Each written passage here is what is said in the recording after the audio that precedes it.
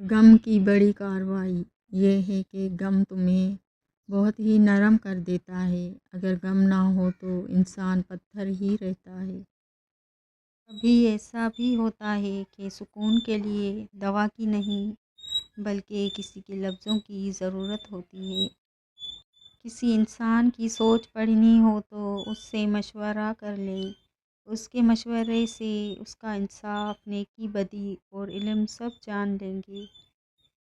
بہت سے لوگ خوفزدہ ہو جائیں اگر وہ آئینے میں اپنے چہرے کے ساتھ ساتھ اپنا کردار بھی دیکھ پائیں۔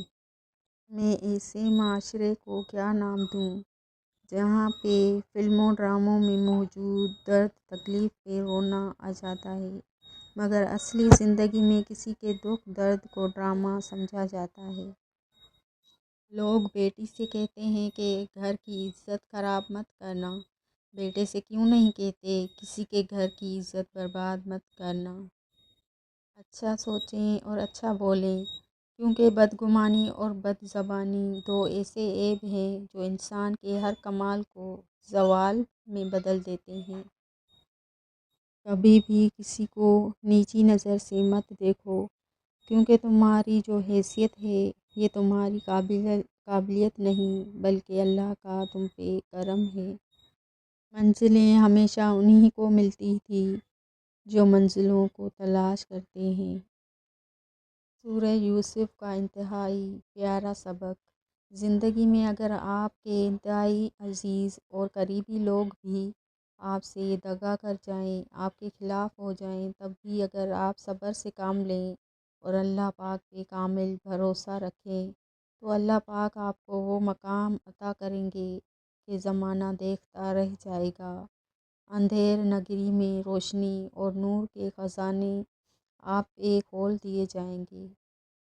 کبھی آنسو، کبھی سجدے، کبھی ہاتھوں کا اٹھ جانا۔ انسان جب ٹوٹ جاتا ہے تو اللہ بہت یاد آتا ہے۔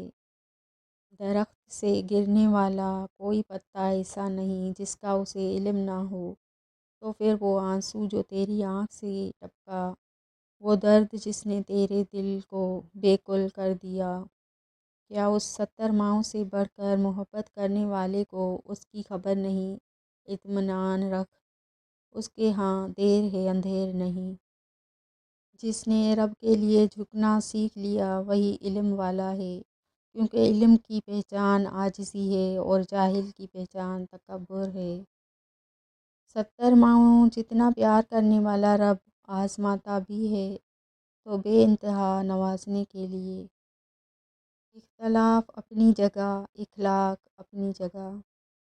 کمال کا حوصلہ تھا کربلا کے شہیدوں کا، وہاں پر شکر کرتے تھے جہاں پر صبر مشکل تھا۔ زندگی میں جو بھی کرنا ہے خدا کے بھروسے اور اپنے دم پر کیجیے، لوگوں کے بھروسے پر نہیں، کیونکہ لوگ کندھوں پر تبھی اٹھاتے ہیں جب مٹی میں ملانا ہو۔ نخرے تو بس اماں ابا ہی اٹھایا کرتے تھے، دنیا والے تو بس انگلیاں ہی اٹھایا کرتے ہیں۔ حضرت علی رض یہ زندگی 2 دن کی ہے، ایک دن تمہارے حق میں اور دوسرے دن تمہارے مخالف۔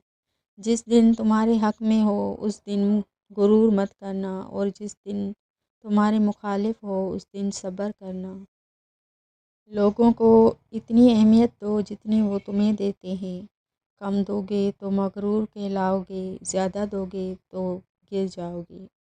تکبر سے اپنا سر بلند نہ کرو، کیونکہ جیتنے والا بھی اپنا گولڈ میڈل سر جھکا کر ہی حاصل کرتا ہے۔